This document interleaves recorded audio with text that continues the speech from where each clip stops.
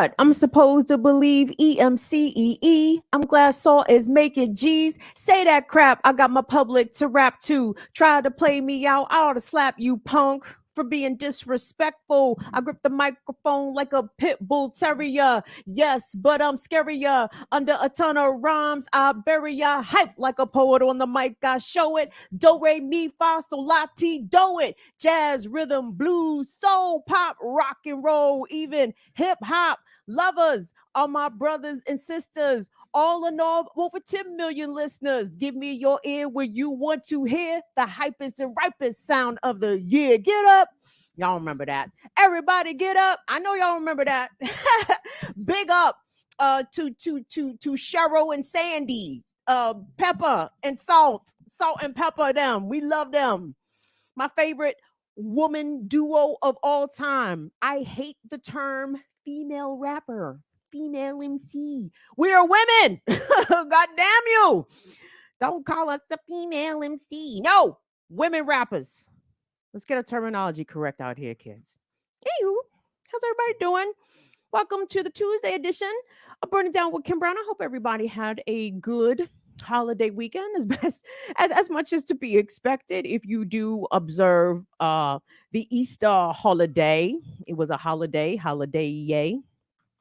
And here we are, seeing you guys on the front side of April. So I'd like to welcome everybody to April. It's Aries season. Am I late? It was somebody's birthday. Shit. Oh, it was Tasha Timo birthday. Yesterday, Tasha, was it your birthday? I don't think Tasha's in the chat, but we want to say what's up. Happy birthday to Tasha. Tasha is fire fam out here, and I know Tasha in real life. So happy birthday to Tasha and all of the Aries out here. It's that fire sign season, everybody. Be careful.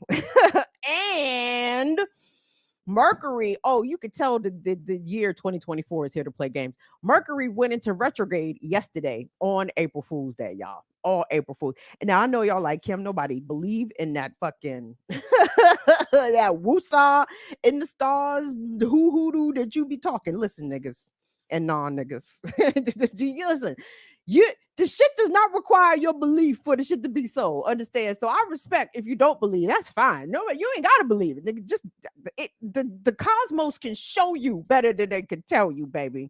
And I'm trying to tell y'all.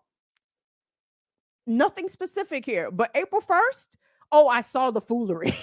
Okay, the foolery. It was actual foolery on the 1st. I said, look at Mercury in retrograde coming in like a lion out here. Jesus. So anyway, watch your folks, everybody. Watch yourself. Watch your back out here. It's struggle times. But anyway, let us struggle together, shall we? I've got a show. Let me not call it good, but it is a show. I got a couple things I do want to get into. In the state of California, did you guys hear this?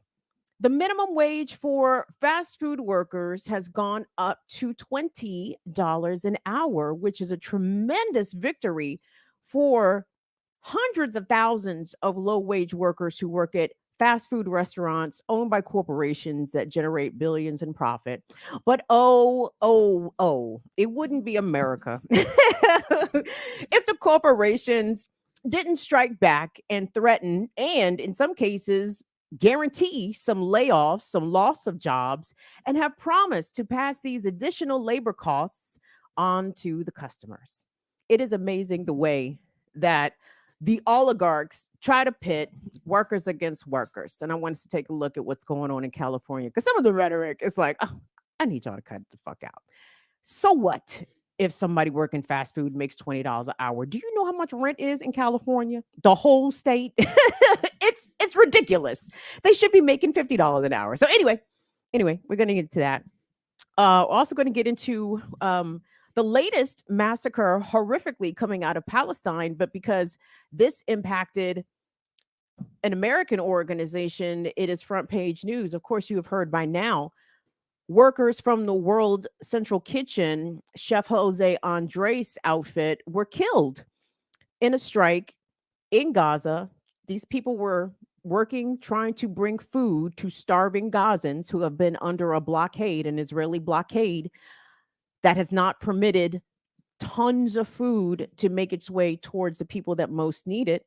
And what did Israeli forces do? They said, oh, there go the aid workers. Let's blow them up. And what did Joe Biden say? Joe Biden said, hey, you guys better knock that off. But we got more coming to you, Benny. Don't worry about that. We got a big shipment of bombs, planes, everything. We got everything you need, Holmes. Don't trip. But y'all better cut it out. We're getting a bunch of that shit coming from the fucking White House. So anyway, we're going to get into it. Let me say what's up to y'all real quick. Now I have a question to ask, to pose to you fire famers. Now listen, I don't want nobody to get offended or upset. Okay. However, we are in need of at least 2 additional moderators. Now, here's the criteria. Your ass got to show up. And that's it. That's the criteria. Are you here on a regular basis? Okay, well then fuck, you two could be a moderator. So because Will nor I know how to properly push the buttons on YouTube. We are desperately trying to figure this out. So I figured I might as well ask who might be interested. And trust me, if I don't pick you, don't feel no kind of way about the shit. I mean, see, maybe I shouldn't even said this. I shouldn't even put this out here. But whatever, fuck it, it's out here now. So anyway, if you're interested, say something. And say something. So there's that. But you too also need to know how to push the buttons on YouTube. So don't be volunteering for some shit you not got the skill set for. Okay. Now everyone could learn, I suppose, but anyway. So there's that. Damn, I just wanted to say what's up to y'all real quick, and I done forgot already. What's going on, Damian Stoner Loner? Thank you so much for showing up tonight. What's going on to my niece Alicia? There go Donnie. What's up, Sugar Shan, Strand, 40J Blaze? I'd love to see the folks. Did I already say what's up to Dawn? What's up, Wendy? Thank you so much for coming true. What's up, Holly? Thank you so much for showing up. Teresa. I so appreciate your comments, hon. Thank you so much for your support of the channel and for your folks over here. I appreciate the Fire Fam so much. You guys are fantastic. There was something else I forgot to tell y'all. Oh, wait, here's Infinite content. Thank you so much, Infinite. Infinite, god damn it. You keep sending me these 4-line goddamn comments. Nigga, you know I am hooked on phonics. You just want to challenge me. What's up, Infinite? Infinite said, hey, Kim. He said, let's just send off like this. Let's just send off like this. You see that the Knesset, which is Israel's legislature, Israel's parliamentary body, is trying to ban. Oh, are they trying to ban Al Jazz? They're trying to ban Al Jazeera. Thank you so much for your super chat, Infinite, and for your comment. And it's amazing that you even mentioned that, because that is part of what I wanted to talk about. When we get into the topic about Israel killing these humanitarian workers, Israel's attack and assault on Palestine, on Gaza, has killed over 100 journalists. And I wanted us to actually take a look at one of those Al Jazeera journalists who themselves was either targeted or their family were targeted. And there's a really interesting piece that I want us to check out. So it's very interesting that you bring that up. So thank you so much for that Infinite content. We're going to get to that. What's up, James? Appreciate y'all coming in here and being punctual. Look, y'all too could be a mod. James, you gonna have wrenches every fucking where, man. You want a wrench over here, James? Does that sound suggest? You know what? I'm not going to even say nothing because y'all heard it. I'm not going to even repeat it because y'all know anyway. What's up, niece? What you say, baby girl? Thank you so much, Alicia. I appreciate you so much. Hey, gang, just a heads up. And again, I'm going to give y'all a date here in the coming weeks, because I know if people are trying to make their way towards the DC area, you do need to plan. But no, seriously, I know we have been lying to y'all in the past many times. I know y'all have been lied to out here by Black Power Media about the possibility of an actual BPM meetup, but no, I guess I'm on the committee. It sounds wild for me to say. I don't do committees, baby. I'm an army of one. But anyway, I'm on a committee for us to put a party together. So one of the two final Saturdays of June, we are looking for to do a day's worth of events, like a day panel and a night party. Ear Doctor's coming up. Kamal's supposed to be coming up. Are you gonna come up? What? So anyway, we'll let y'all know a date. And I know some of y'all up and down this I-95 corridor, so some of y'all could make it. You know what I'm saying? I don't want to be volunteering y'all to be carpooling with each other because after all, we are internet friends, goddamn it. Like, what's going on? Rebel Rouser 9624. Let me, can I ride shotgun? I don't know if I recommend those sort of, interactions, kids. This is America after all. So anyway, what's up, Latif? Thank you so much for coming through and making the time. Thank you, thank you, thank you. All right, y'all. Y'all know I'd be reluctant or not happy to talk about Joe fucking Biden, but here we go. But you know what, y'all? So, like I'm kind of like a hater, right? But I try to keep my hate to a minimum, which is why I really don't talk about the people that I really don't like, right? So I rather talk about the people that I don't like and who actually are in power, right? Because there's no point in me throwing lateral rocks at basically another person similarly yoked with me in class and in status or whatever the fuck. I'm like, fuck that nigga or fuck her and da. No, it's fuck Joe Biden, okay? because Joe Biden gets shit done out here, but the problem is he gets shit done in the name of the devil and not in the name of our Lord Jesus Christ. And that is why Joe Biden is going to have a very long afterlife roasting nicely. As soon as that fire hit his ass, that Botox going to start popping out of his skeletal ass cranium. But I digress. So here we go, you guys. Do me a favor. Hit the like, hit the thumbs up, subscribe to the channel. We appreciate you guys being over here. Burn it down with Kim Brown. The news coming out of Gaza. In addition to in addition to the announcement that Israeli forces were pulling out of the Al Shifa hospital, where they claim to have, quote, killed hundreds of Palestinian militants. We know that's propaganda bullshit, that they likely killed hundreds of civilians and people seeking refuge in the hospital, and also those seeking medical treatment because, Palestine has been completely bombed by Israeli forces. And and also in other news, the Israeli forces attacked the Iranian consulate in Syria. The story I heard about that really quickly, Joe Biden allegedly and the Biden State Department very quickly opened up diplomatic communications between DC and Tehran. And I found this interesting that this was reported on regular ass news. And apparently the Biden administration wanted to be clear to Tehran that the US had nothing to do with that shit, which is also likely bullshit. But interesting that they would put that out on American media, right? What's up, Bags? You coming in here? Okay, she might. But anyway, you're welcome. You have thoughts? Okay, she's thinking about it.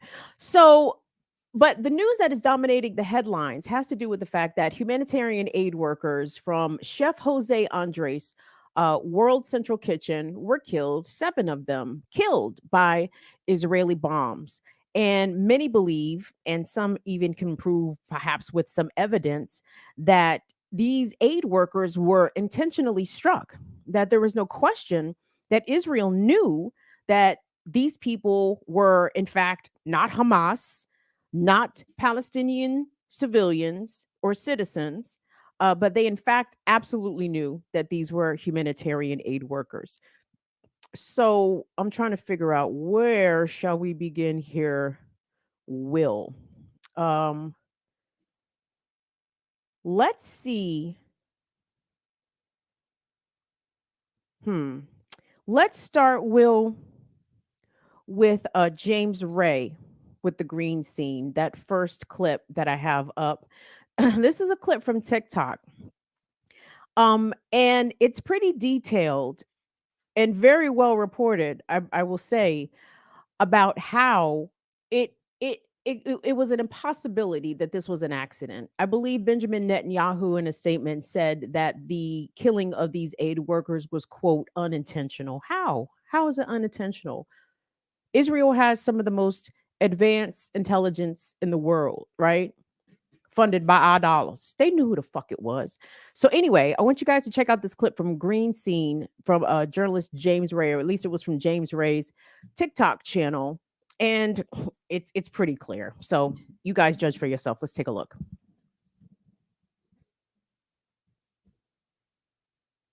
In the Gaza Strip. The airstrike targeted workers of the organization World Central Kitchen, an org that had been bringing in up to this point hundreds of tons of food into the Gaza Strip. The Israeli airstrike targeted one of their aid convoys, killing 3 British nationals, a US-Canadian dual national, 1 Palestinian worker, and citizens of Australia and Poland. Israeli Prime Minister said in a statement that the strike was accidental, but the World Central Kitchen CEO Aaron Gore described the strike on the convoy as a targeted attack that was unforgivable. And honestly, when you're looking at the details of this airstrike, it's incredibly hard to see how it would have been anything but intentional. World Central Kitchen staff had coordinated its activities with Israeli authorities before this convoy had gone off. The team was traveling in a deconflicted zone in vehicles that included 2 armored cars branded with the World Central Kitchen logo. And the convoy was hit as it was leaving the Deir al-Bala warehouse, where the team had unloaded more than 100 tons of humanitarian food aid brought into Gaza on a maritime route. And the part about the vehicles being marked is particularly important. What they mean by that is that the vehicles in this convoy had clearly identifiable large logos on the roofs of the vehicles. That way Israeli drones and Israeli surveillance units could actually see very clearly what they were. And we know Israeli occupational forces must have seen the logos on top of these vehicles because in at least one instance they shot through it.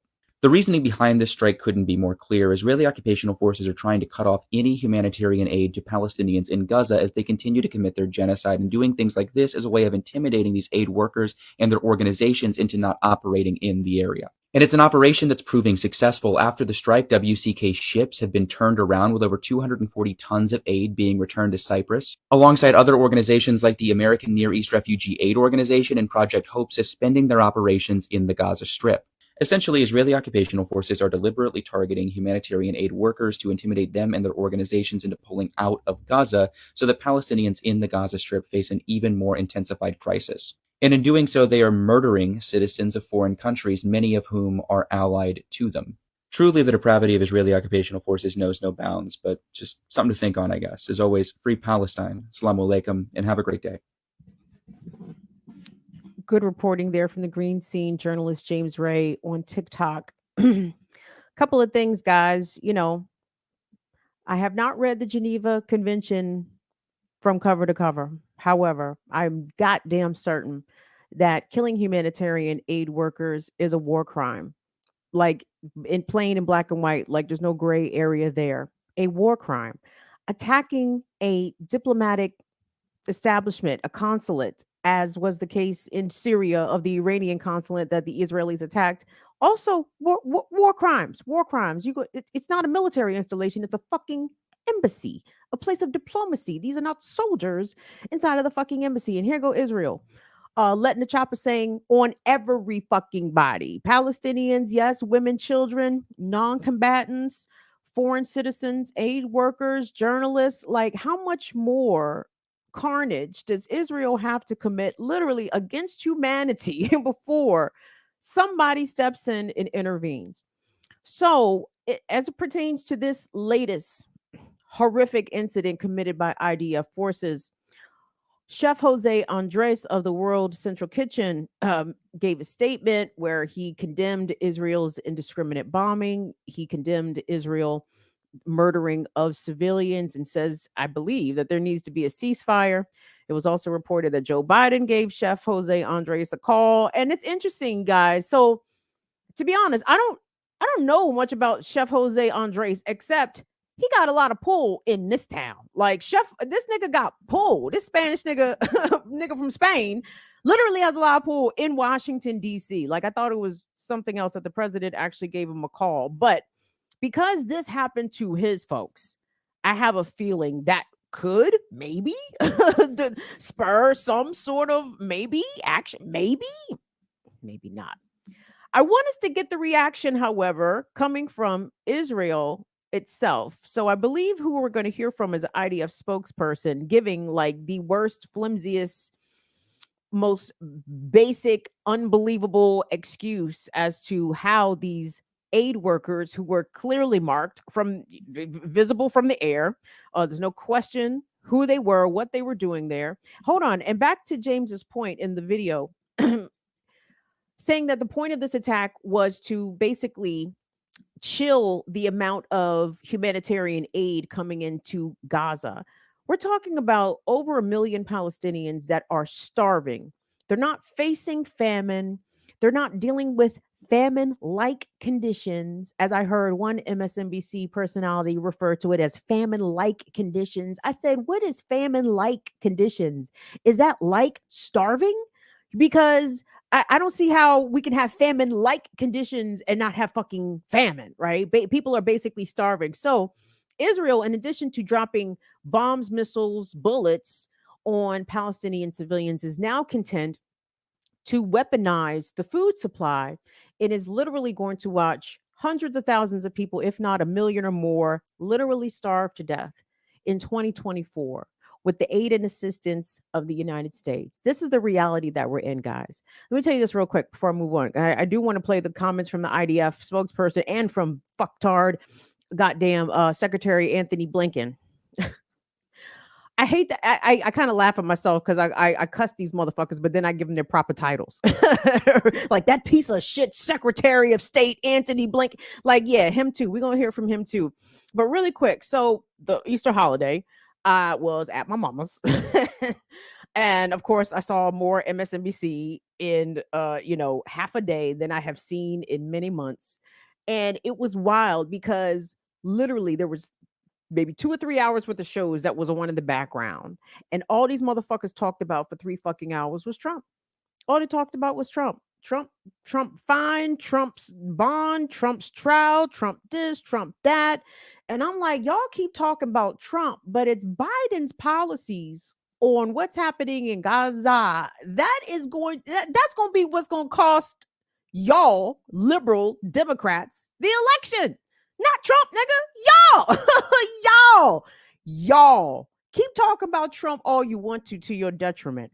But anyway, let's listen to the bullshit if we could. We do need to be, no, we don't need to be fair and balanced. However, we will listen to the spin into the propaganda just so we are clear on what exactly it is. So, Will, if you could run those 2 clips, please. The first from the I believe IDF spokesperson or the Ministry of Defense, whoever the fuck, and Secretary of State Antony Blinken. So let's check it out. Gaza that resulted in the tragic death of World Central Kitchen employees as they fulfilled their vital mission of bringing food to people in need. As a professional military committed to international law, we are committed to examining our operations thoroughly and transparently. I just spoke to WCK founder, Chef Jose Anders, and expressed the deepest condolences of Israel Defense Forces to the families and the entire World Central Kitchen family. We also express sincere sorrow to our allied nations who have been doing and continue to do so much to assist those in need. We have been reviewing the incident in the highest levels to understand the circumstances of what happened and how it happened. We will be opening a probe to examine this serious incident further. This will help us reduce the risk of such an event from occurring again. The incident will be investigated in the fact-finding and assessment mechanism, an independent professional and expert body. For the last few months, the IDF has been working closely with the World Central Kitchen to assist them in fulfilling their noble mission of helping bring food and humanitarian aid to the people of Gaza. WCK also came to help Israelis after the massacre of October 7th. They were one of the first NGOs here. The work of WCK is critical. They are the front lines of humanity. We will get to the bottom of this, and we will share our findings Yesterday's strike joined a record number of humanitarian workers who've been killed in this particular conflict. These people are heroes. They run into the fire, not away from it. They show the best of what humanity has to offer. We shouldn't have a situation where people who are simply trying to help their fellow human beings are themselves at grave risk. We've spoken directly to the Israeli government about this particular incident. We've urged a swift, a thorough, and impartial investigation. There's no impartiality when it comes to the United States and Israel. So, Anthony Blinken just loves to be playing in our face, just playing in our face. Anthony Blinken right there. Impartial America with the Zionists? When? This is when? Since fucking never. The statements released by the Israeli spokesperson there. I'm sorry. I kind of view this in light of the reporting that we saw earlier. It definitely sounds like premeditated murder. And to be honest, this incident could be doubtful, but it could be maybe the most likely one because up until this point, because we know the broader world may or may not care about what's happening to actual Palestinians. But when it comes to figures like humanitarian aid workers that I'm not saying this is our perspective or even my perspective. I'm just saying. But what I'm saying is this could be the incident that could actually make it legally so, or I don't know. I can't even say legally so because there's always some legal shit already in international institutions trying to desperately curb the violence that Israel is putting on to Palestinians. So I can't even say to put on more legal pressure. Maybe this won't do anything. But when I say premeditated murder, when the Israeli spokesperson says there that they have been coordinating with World Central Kitchen since October 7th, that means that they were fully aware of the movements of these specific workers and their convoy. Unmistakable. So it is with intentionality that they targeted them and killed them. That is premeditated murder. That is a perceived and conceived thought and intention to kill these people because they were bringing in food. And the way that Israel has been weaponizing the food against people is absolutely disgusting.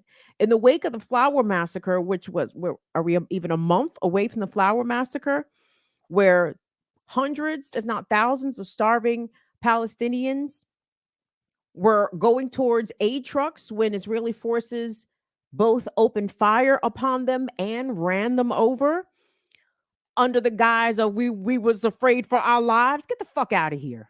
You knew what these people was rushing the trucks for. They was rushing the trucks for food, okay? No intentions of attacking the people on the trucks bringing the food. They didn't have the energy nor the will to fight. They needed food.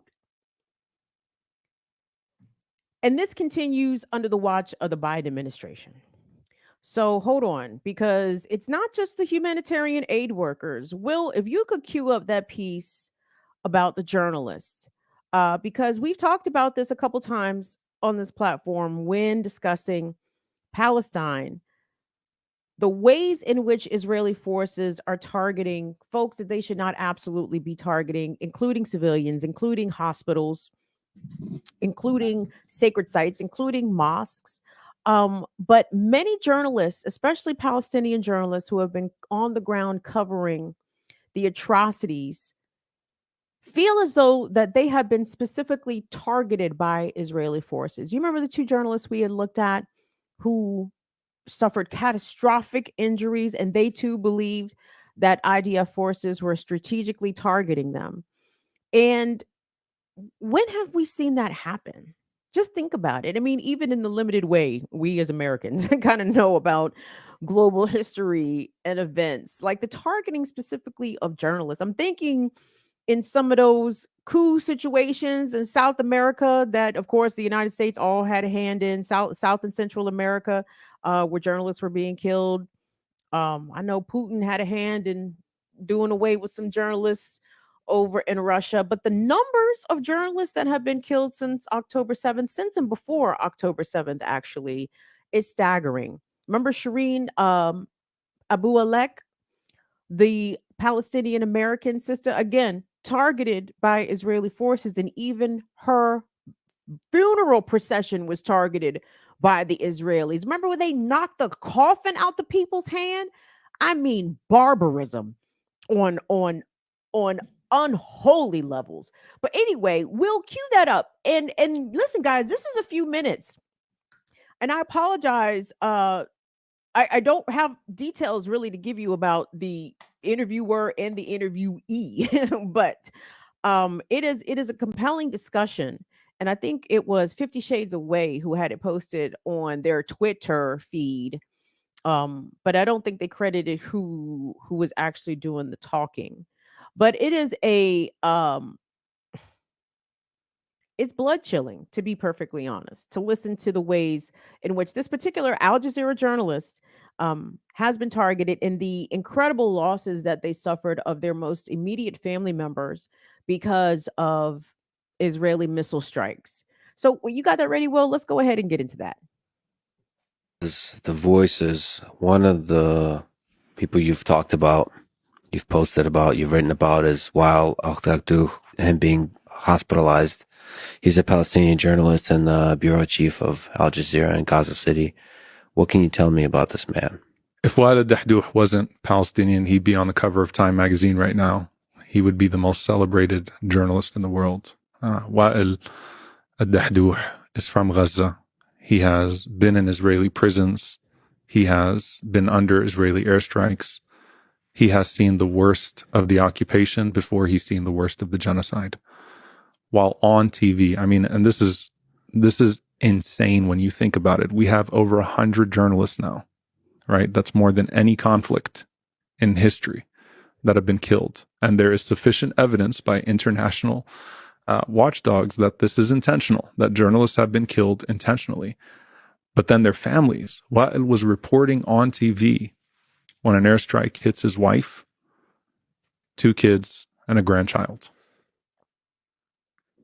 He goes to the scene, and he said this, you never expect as a journalist to be the subject of the story. Suddenly, the camera's on him, mourning over his dead wife and kids and grandkid. And he even says it in Arabic, he says, they're taking it out on our children.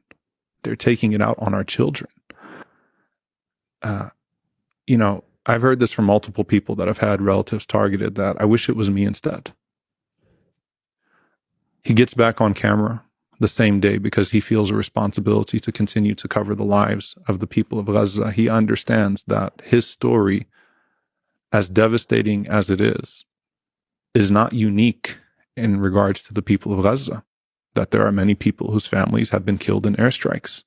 All 2 million people have been traumatized in some way. And so he gets back on camera, tells the story again. And then he is targeted himself. His arm is struck. His cameraman, Samar Abu Daqqa, dies in front of him. He bleeds out. Wael watches him bleed out for hours. And while any aid workers try to reach them in the building that they were in, snipers would shoot all of those that were rushing to Samar. So he watches his cameraman and one of his best friends bleed out to death.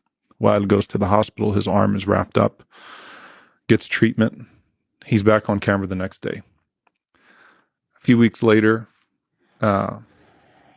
another child is killed again with his friend in a car. So this was a targeted airstrike. His son is driving, and his son and his best friend are hit in an airstrike. Wael leads the funeral prayer, is back on camera again, and speaks with such dignity, with such compassion. One of the things that always gets to me as a Palestinian, right, and as a Muslim too, is that we are portrayed to be these beasts and savages. Tell me a man that would be put through what Wael was put through and still stand on that pulpit and in front of the world with such dignity, with such grace, continues to tell the story. Wael has become a hero to many of us, and he would be a hero in a world that wasn't anti-Palestinian. And unfortunately, Wael has not only lost his family, he's not only lost much of his own existence, but Wael is part of the greater story of erasure. So even though he's telling the story of the people of Gaza, and he is the story of the people of Gaza, most people will never learn about Wael al-Dahduh.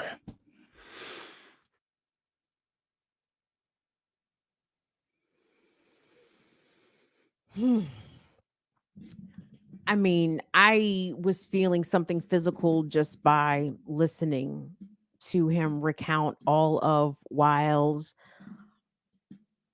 unspeakable tragedies and traumas that he's experienced personally, that he's witnessed personally, again, since and before October 7th. This is real life, everybody. And, this isn't Ukraine and fucking Russia. Again, bad situations, no doubt.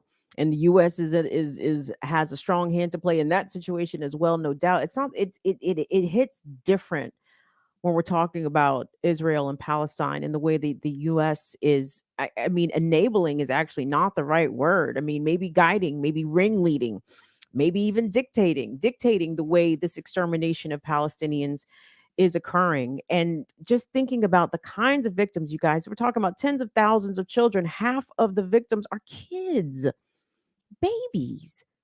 Joe Biden is well aware of this. Whew. Will, pop up that Guardian article for me, please. So, of course, Joe Biden is aware because, Israel has a long history, even a pretty well documented recent history of not giving a fuck about international laws, about adhering to international um, guidelines when it comes to rules of engagement for combat. So check this out. So back in 2006, and I remember the story. I'll never forget the story actually, because I remember I was screaming at the television, like just kind of like, how the fuck did this happen? This is back in '06, you guys, from The Guardian. Israel ignores repeated warnings before killing UN observers. And this happened in southern Lebanon. And Israel has, again, a well documented history of firing shots into Lebanon, targeting Hezbollah leaders in Lebanon with drones, armed drones and shit, basically doing assassinations within Lebanon's borders. And Lebanon is like, okay, niggas, keep your shit up. Nigga, we paying attention. So just really quickly. So it says Israel came under mounting pressure last night to explain why its military ignored repeated warnings um, about the placement of UN observers and bombed a prominent UN post in southern Lebanon, killing 4 unarmed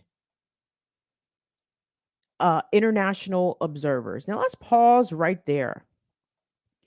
Unarmed international observers. I'm sorry, did I misspeak earlier and said peacekeepers? No, because the peacekeepers carry guns, because capitalism, right? The motherfuckers carry peace. They carry the AK, right? But the observers, the United Nations observers, is exactly as titled. Observe, right? And Israel was aware, the Israeli military knew that there were unarmed people, personnel of the United Nations, in this building in southern Lebanon. The people cried out, hey, please don't bomb us. You know who we are. Listen, we are unarmed UN observers. And Israel said, pull the trigger. Pull the trigger. And I don't recall there being any, I think there was a tad bit of an international outcry. But did Israel have to go to the International Criminal Court for this? I don't think so. Did they get sanctioned by the US or by Western powers? I don't think so. Israel gets to do whatever the fuck they want to do, just like America, by the way, who actually does the exact same shit. Will fire missiles, bombs into sovereign nations. We were talking about this a little bit on the Remix Morning Show this morning. My goofy ass asked, how come Syria doesn't have any state sovereignty? Because America doesn't give a fuck about Syrian state sovereignty, Kim. Okay? America will let the chopper sing wherever the fuck it feels like. And such is the case with Israel as well. So again, you guys, these are policies that we cannot stand to run. But the problem is when it comes to, do we have any alternatives? Do we have anybody potentially waiting in the wings in the halls of power, who could maybe take us in a different direction? And unfortunately, the answer is no. The answer is no. Because trust me, if Donald Trump were to get into office, all this shit would be as bad, possibly worse. But we're not doing the lesser of two evils. That's done. That's finished. And unfortunately, let me not say unfortunately. The Democrats are going to have to feel this one. And I want to big up to everyone in Wisconsin tonight. There's a number of states holding their primaries. I was made aware that there is also a uncommitted type movement happening in Wisconsin to encourage would-be Democratic primary voters to make a protest vote and vote for uncommitted. Though it's not called uncommitted in Wisconsin, it's called something else, but it means uncommitted, yeah? And when I heard the numbers total of this uncommitted vote that have happened already in some primaries, we know about the 100,000 plus in Michigan. I believe Washington State had nearly 60,000 uncommitted votes. There was another state, was it Colorado, gang? That had a pretty significant, tens of thousands of voters showed up to the Democratic primary to vote uncommitted versus Joe Biden, right? And listen, these numbers may not sound like much in the primary season, but I want you guys to consider a couple things. First of all, the uncommitted movement is relatively new. This is not something that organizers have been building up to for months and months and months. It sort of sprang up organically out of Michigan in advance of the Michigan primary, right? So this is not something that people have been spreading the word about for 6 to 12 months, right? So not a lot of people even know about it. So just think about the tens of thousands that have already showed up across at least 3 states, right, to cast this kind of protest vote. That those numbers could easily double by the time we make it to a general election. And if the shit is close, oh nigga, if the shit is close, that could make the difference. Especially in a place like Michigan, especially in places hotly contested like Wisconsin. Alicia, what do you even think maybe about Minnesota? Like, is Minnesota possibly in play for Biden to lose? Not necessarily for Trump to win, though Trump would win, but not because more people voted for Trump. It'd be less people turning out for Joe Biden. Y'all, these niggas ain't ready. And I can tell you they not ready. Because MSDNC, all they can talk about is Trump. Okay. Trump's not going to be the reason you lose. Okay. Trump being found guilty or not guilty in his myriad of whatever the fucks is not going to be the reason why you lose. It's going to be people showing up to vote their local races, to vote their referendums, and not vote for president. And the Democrats are going to be stuck scratching their head. Well, how did this happen? We see that all these people turned out, but how come Joe Biden lost? Because we've been telling y'all dumb motherfuckers for the past year that this nigga was going to lose, but I guess y'all ain't believe us. So that sounds like a y'all problem.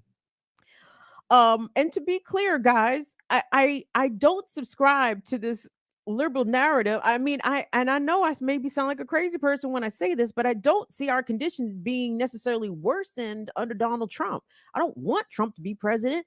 I don't want Biden to be president. Like, I mean, we talking about the best of the two terribles. Fuck both these motherfuckers.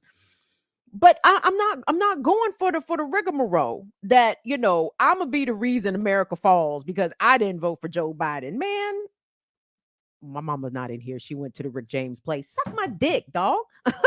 just suck my dick. Mama gonna be mad when she see this on the replay. I told you about saying that. Mama, I'm Gen X. I am crude out here. What you want from me? What's going on? Big dumb animal. Thank you so much for your super chat support. Jesus, I hope this is nice. Oh, it is. Okay, you said thank you, Kim, and the chat. Thank you so much, Big Dumb Animal. What a name. You says as someone who scoot. Ooh, who feels alone. Don't feel alone out here, Big Dumb Animal. Who feels alone on this issue in life. Yeah, it helps to have or helps having this. Oh, I'm so glad to hear that.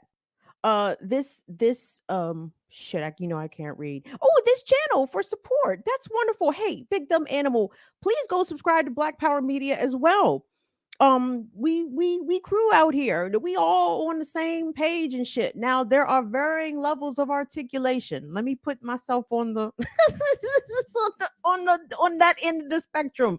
But if you go over to BPM, they gonna rock it out for you over there. if you looking for someone doing a little bit more than just ranting and raving like myself, Big Dumb Animal, you're more than welcome over here, man.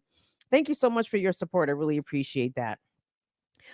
So anyway, gang, the latest massacre occurring in Israel, this time impacting somebody's, right? And because it impacted a quote somebody like Chef Jose Andres, and again, not to diminish the work that Chef Jose Andres does, I just know he is a DC elitist. You know what I'm saying? And let me a moment here. Let me shout out. I will shout out the World Central Kitchen because again, they've been to Haiti a lot to feed people.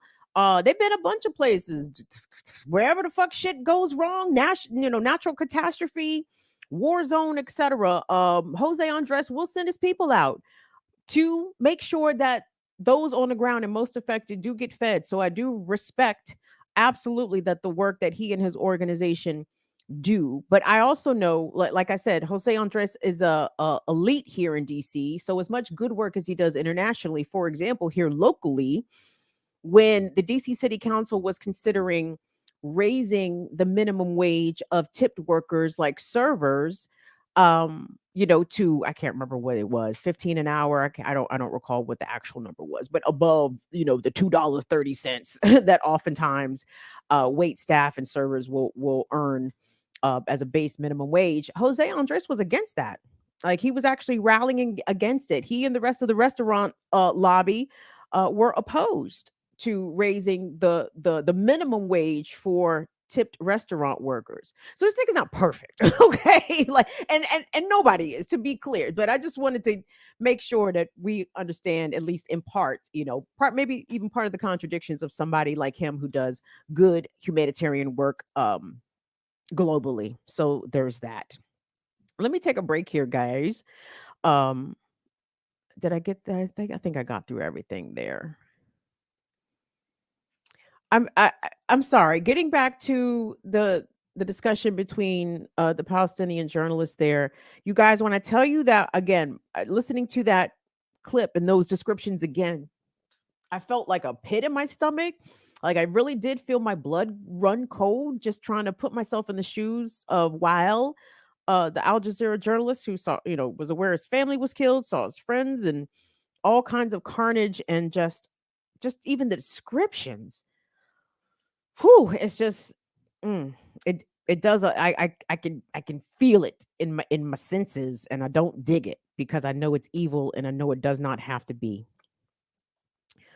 Let me take a break. Am I breaking right now? So what am I trying to tell you guys? So not this Saturday, but next Saturday is going to be our Around the Fire Disability Support Chat. Unfortunately, I have no idea what date that is because I don't know the days. I know today is April 2nd. I know yesterday was April Fool's because the Fools came out. And I said, oh, it's April Fool's for real. Oh, shit. Okay. Got it. So, beloveds, that is going to be, I believe, the 13th of April. So please set that on your calendar if you want to come hang out with all the cripples. I too am a crippled, so we would love to invite the cripples and the non-cripples. Come on through. Around the Fire Disability Support Chats. Shout out to Anna, Mama Lorraine, Abby, and the whole crew. Everybody that comes out and participates in the thing. We appreciate you so much. I don't know, gang. Should I tell y'all a lie too? I mean, Will and I have briefly discussed that we should do a meetup. Uh, I mean, I'm not opposed. Well, maybe. I don't know if opposition is the right word. You hear my reluctance. It's not that I don't want to meet y'all and hang out with y'all, but I'm scared. I'm scared of y'all. What if y'all want to touch me and shit? Like, come on. I'd be like, hey, you a patron. That don't. I'm just kidding. So anyway, I have my inexplicable, anxieties around it, and it's nothing personal, but it's like, I mean, what would we do? What y'all want to go get something to eat? What y'all want to do? What would we do for a meetup? Because I don't know if I can justify like a venue or anything, because I don't think that many of y'all would show up. But here's the thing: anybody showing up would be would be gravy. Like if 2 people showed up, I would be so excited. I come back and tell y'all with bubbly enthusiasm, the 2 folks that showed up, I would be so excited. So I don't know. I would think that anything that we did would have to involve marijuana. I would discourage all you alcoholics. Please leave your drinks at home. Bring your cannabis materials, please, because I do frown on alcohol consumption. Not because I'm a square or a prude. It's just bad for you, kids. There's no redeeming nutritional value about alcoholism. And it makes people do weird things. So just bring your cannabis stuff. Okay. Now, if you get piss tested, well, you already know your limitations. So you do with that what you will. But anyway, I don't know. Now, James, there is a possibility I might be in Chicago for my birthday. And Chicago was kind of midway, I guess. I don't fucking know. We'll figure it out. Drop the shit in the comments, y'all. Tell me what you think about the shit. Because who else is in Chicago but James? And James would be the 1 of the 2 people showing up. I'd be like, yo, James came with his tight shirt on, 2 girls. Woo! James, can I tell you a secret? When you sent your shirt in, when you was wearing your BPM shirt, you sent the shirt. Me and Jackie was like, ooh, who is that? And let me tell you, I'm not gonna name names. You figure it out. But some of the bruvs had tight faces and slick comments. And me and Jackie was like, y'all hating ass niggas. Look at this man shining in his BPM shirt, looking gorgeous. And here comes some of the bruvs, tight faces and snide remarks. I'm sorry. Let me move along. Will's gonna hit me. Not literally. Will's not a woman abuser out here. Will is actually Will. You know what? Let me shut up. Let me leave Will out of this. Actually, that's all Will is back there saying. Yes, please leave me alone. I will. I'm gonna let you be. I'm not gonna involve you in my chicanery, Will. Anyway, guys, do me a favor. Like the video, subscribe to the channel, say what's up to your folks, chat, do the algorithmic stuff. Thank you so much for watching Burn It Down with Kim Brown. Shout out to Twitch. What up, Twitch? Book? What's up, Facebook? I done connected the shit all back. We rolling on all platforms tonight, kids. We on Twitch. We back on Facebook, Twitter. What's going on? Thank y'all so much for hanging out with your kids. Gen X just be talking. Jesus. What kids, Kim? I don't know. Leave me alone. So I wanted to talk about this story because out in California, A new law just took into effect April 1st, giving a significant raise, hourly raise, to fast food workers in the state of California. So, statewide, the minimum wage is $16 an hour, minimum wage in California. I believe in even certain municipalities, the hourly wage is more. However, a law signed last year by Governor Gavin Newsom made it so that specifically fast food sector workers were to receive a minimum hourly wage of $20 an hour. And that took effect April 1st. And we're talking hundreds of thousands of folks here, guys.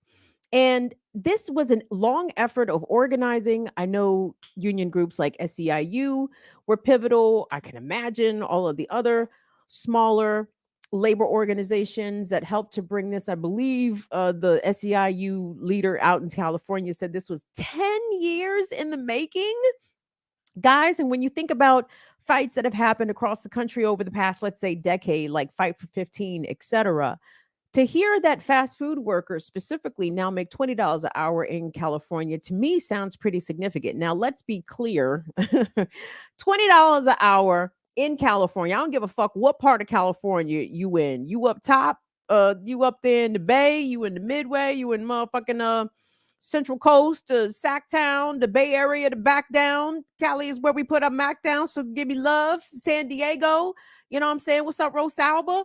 $20 an hour, still not a lot of fucking money, right? Because I think it comes out to an annual salary of about 41,000, somewhere in there. Still slim livings off 40K in a very expensive state to live in as California. But I want us to take a look at some of the people that this change in the hourly wage will affect. So I think the first clip is going to be from CBS News, and it starts off interviewing a Black woman whom, by the way, a large majority of fast food workers are women, migrants, Black people, other people of color, younger people, right? Some of the most exploited labor groups in America work fast food. So this significant boost in wage from $16 an hour to $20 an hour could make a significant difference in some of these folks' paychecks. So let's take a look at this piece. I believe this is from CBS News. Let's take a look. Homeless mother of 6 just got a big pay boost from her job at Jack in the Box. The day is finally here. After years of battling business owners, workers at California fast food restaurants with 60 or more locations will now be paid at least $20 an hour. That amounts to a 25% jump from the state's minimum wage overnight. What does this raise mean for you and your family? Hope. But it's not good news for everyone. Real world impacts are already being seen. Businesses are potentially looking at reducing hours, laying off employees. Are your employees worried that their hours might get cut? They're already seeing it happen, unfortunately. Alex Johnson is a franchise owner of 5 Cinnabons and 5 Auntie Anne's pretzel shops in the Bay Area. We've already raised prices anywhere from 10 to 15% over those last 3 years, but we're looking to do the same again now with this wage increase. He says a pretzel that cost $3.99 in 2019 will soon cost $7. Even at Jack in the Box, where Anisha Williams works, menu prices could soon rise up to 8%. A small price to pay, she says, for a life-changing wage increase.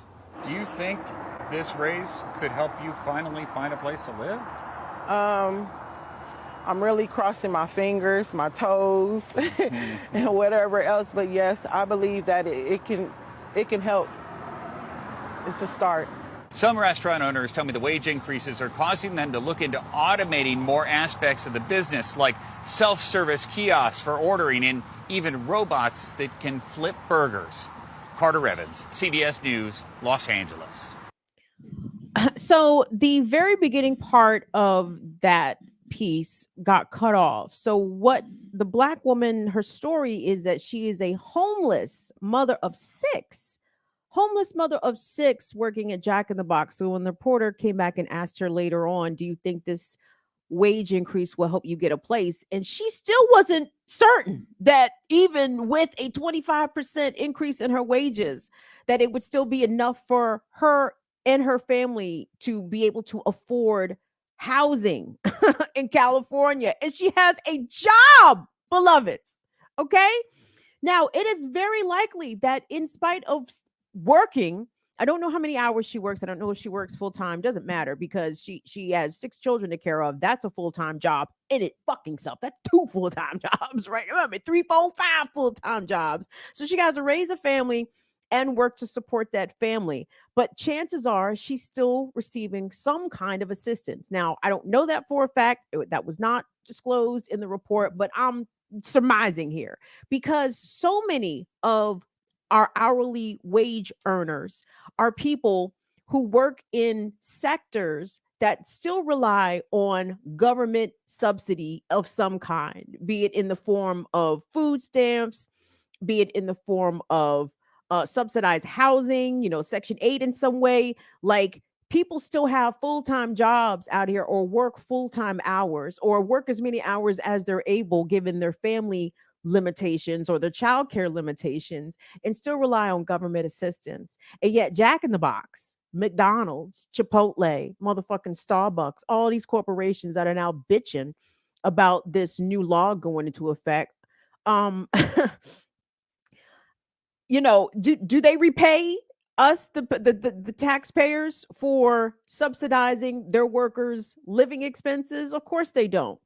They complain that now their bottom lines are going to be cut into, so now they're going to have to cut hours and even try to automate positions. Go, okay, motherfuckers. These motherfuckers have been talking about putting in the robots every goddamn where for decades. And I know the robots have shown up in some places and they still have not shown up in some places. You still need humans around to do certain functions. I was a little resentful of the franchise owner, the gentleman there who owned what he said 5 Auntie Anne's and 5 Cinnabons or something like that, and saying that the price of the Cinnabon was going from $3 or $3.99 to $7. How come the reporter didn't ask him how much he made? You know what I mean? Like, these is my questions. Like, oh yeah, we're gonna have to start paying people $20 an hour. Yeah, we're gonna have to cut hours and all that stuff. So, okay, well, how much do you make owning 10 franchises? Okay, so if you have to pay your workers $20 an hour, how much less will you make, or will you even make less? You know what I mean? Like, we're not asking the right questions here. Like, we're not asking the riches, the richy folks, the franchise owners and the corporations. Well, so are y'all going to lose money, or are you just not going to make as much money? Because there's a difference there. There's a huge difference. And again, when McDonald's employees are still getting food stamps and subsidized housing and still going to work, McDonald's is getting a break in their labor costs because they're not paying people actually the wage that it requires to live out here. They're relying, McDonald's that is relying on the government to subsidize its workers so they can afford to actually live, which is in effect subsidizing McDonald's. So McDonald's can therefore make goo gobs of money every year, piles and profits in the billions. I was kind of not surprised to hear this reaction from business owners. And to be clear here, because there are some caveats about this law that are very important, because not all fast food workers are going to be receiving this raise. It is for workers who work at a corporation in the state of California that has more than 60 locations. So usually if you got more than 60 locations, you're probably doing pretty well. So this is not the mom and pop bakery or the cafe, the small business owners, you know what I'm saying? As you know, the media loves to what about the small business owners? This doesn't affect small business owners. This is for the big boys only, right? And I think Newsom was pretty explicit about that. Now, are there some pitfalls in this law? Probably. Probably. Because, liberal Democrats, these motherfuckers is terrible.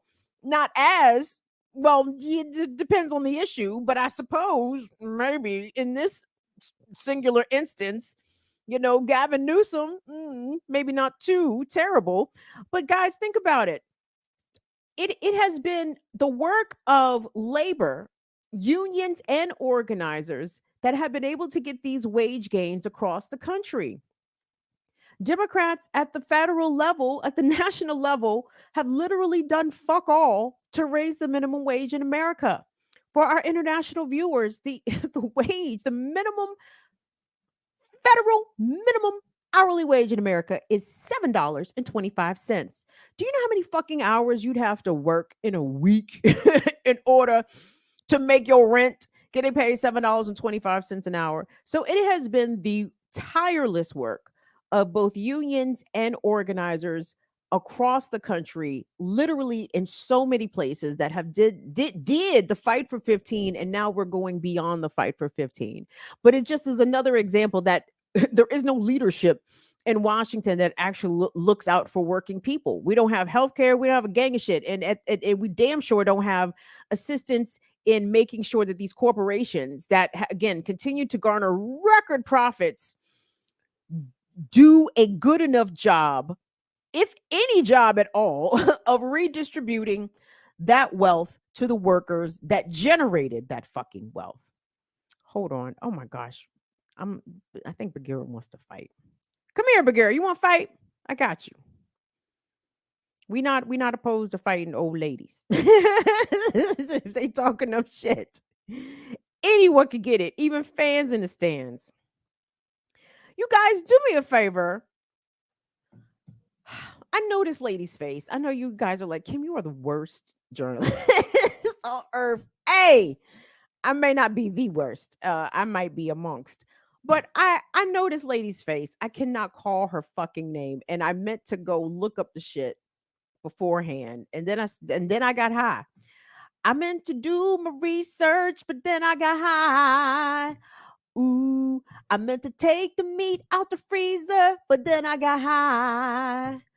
Ooh, I don't know the name of my clips, and I know why. Why, Kim? Because I got high. Because I got high. Because I got high. Off weed, kids. Don't get excited. We don't do too much. Anyway, y'all tell me in the chat. Y'all know this lady's name. She is in Congress and she's black. I can't call her fucking name for shit. But I found this clip, Jesus, of her advocating for a $50 an hour wage, which I said, ooh. I said, they're going to put her out of the Democratic Party talking like that, black lady. You can't be talking about that shit. But anyway, run the clip, Will. Tell me in the chat who this lady is, because I'm telling you, I am, as Kalechi would say, I am embarrassed that I cannot call this woman's name. So my apologies for that, but y'all know this lady. So go ahead, run the clip, Will. $50 an hour federal minimum wage. That's 7 times the current national minimum wage of $7.25 an hour. Can you explain how that would be economically sustainable for small businesses? You have 60 seconds. First, let me say I owned and ran a small business for 11 years.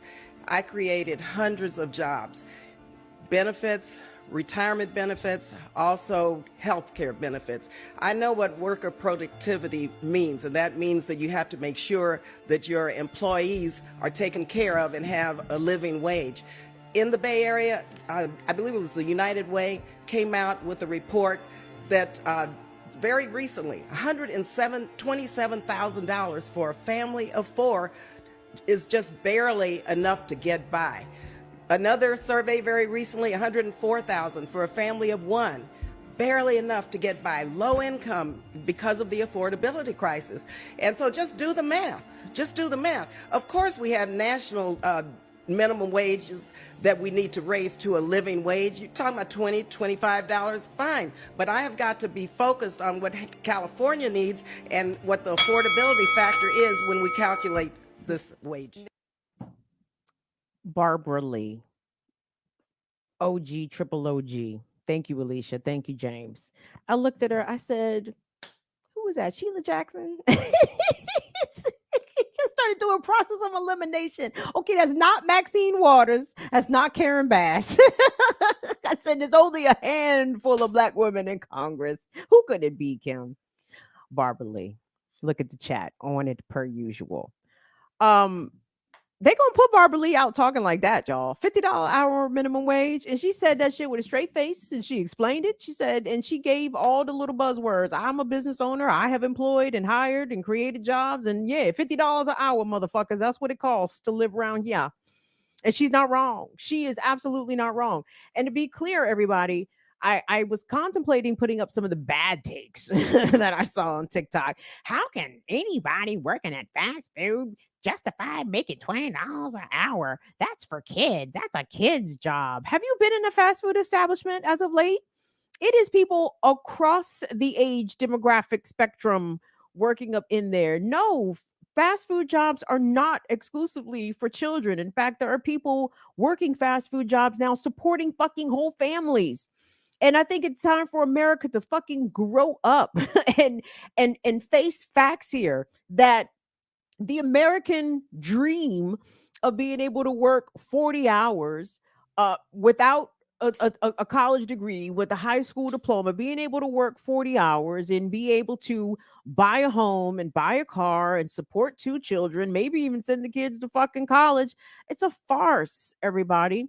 It is a false sale. There are fewer and fewer people that are able to achieve that. And in fact, there are fewer and fewer people that are able to simply achieve, and let me not say simply, because that's kind of condescending of me to even say that, but fewer and fewer people who are able to achieve being able to remain housed. Okay.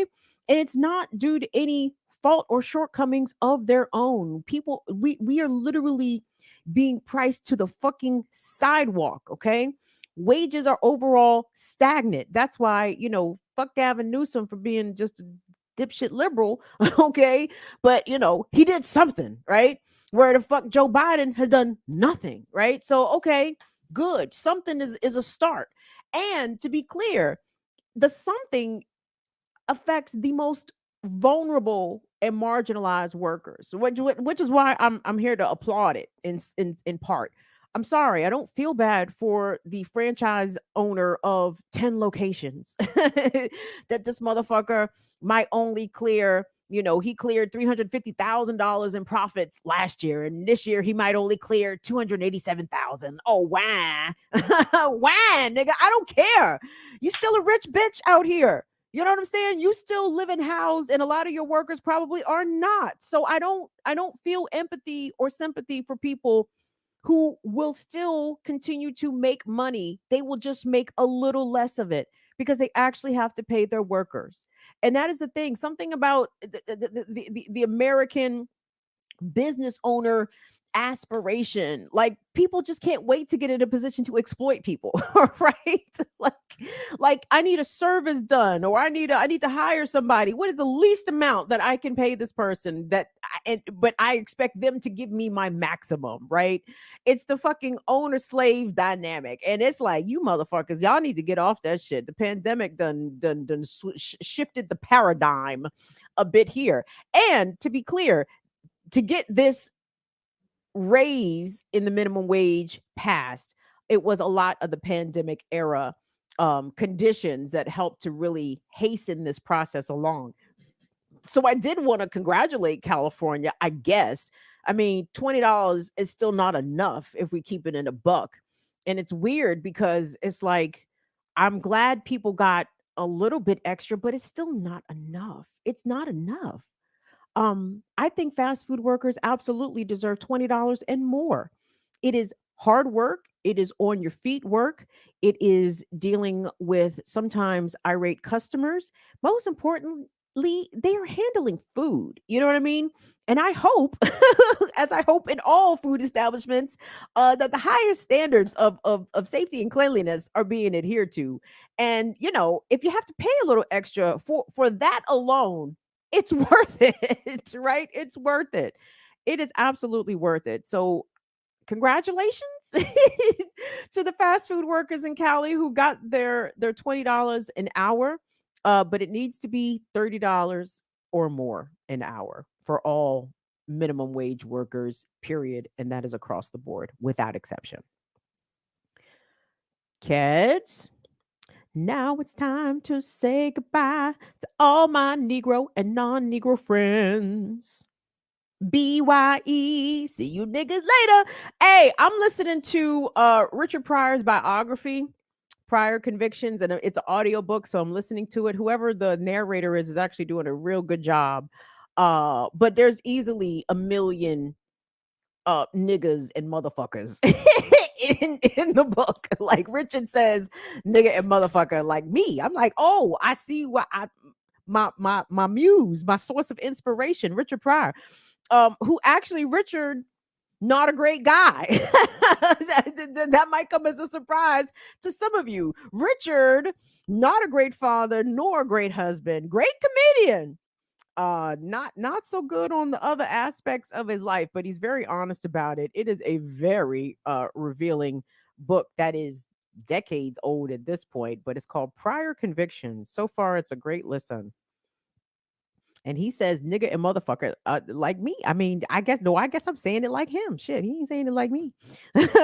I'm saying it like Richard out here. So anyway, just wanted to share that with you guys. What's up, Stren? Thank you so much. Don Hammond, appreciate seeing you in here. Warren Register, John Kemper, look at my bruvs coming through. Teresa, I love to see you. Donnie, I love it when the folks them come through. Can I shout out DJ 6 Cents? Thank you so much, y'all.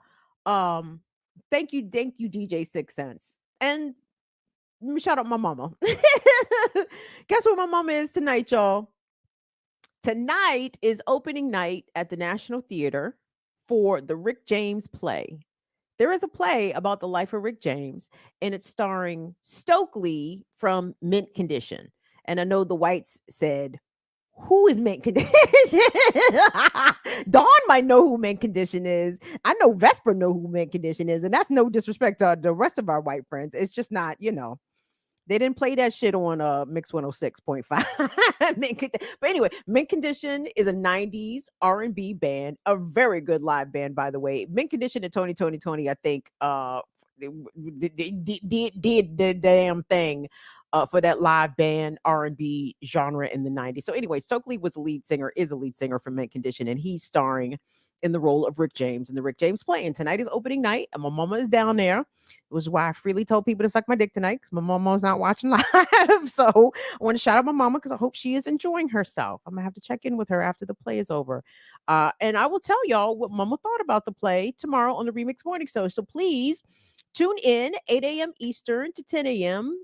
Shout out to all our folks not on Eastern time who still get up and watch the morning show. What's up, y'all? We appreciate you. James, you be on your James got his modern thumbs out at 7 a.m. Central. James be ready. You know what I'm saying? Shout out to Franny French. Shout out to the Hearts. Everyone that gets up with us really early on the West Coast. We love you guys. It's Women's Wednesdays. So, some women's. Expect to see the women's. Y'all, I never know. And we collectively really never know who's going to show up on any given day on the Remix Morning Show. It's whoever the fuck shows up. So it's going to be los miércoles de las mujeres.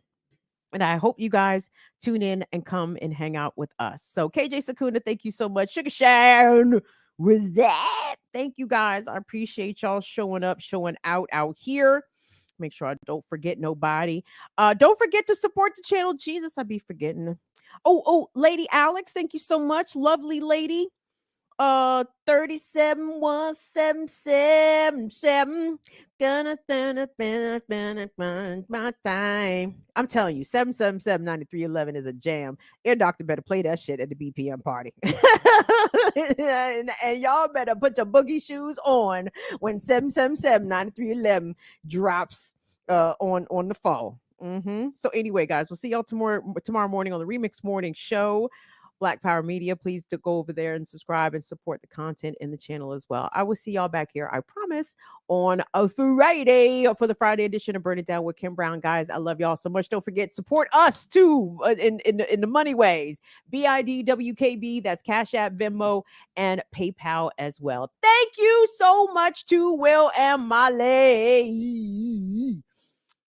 The greatest. I love y'all. Got the greatest staff over here. Anyway, we'll see y'all back here Friday. Peace, y'all. Love y'all. See y'all later. Bye-bye.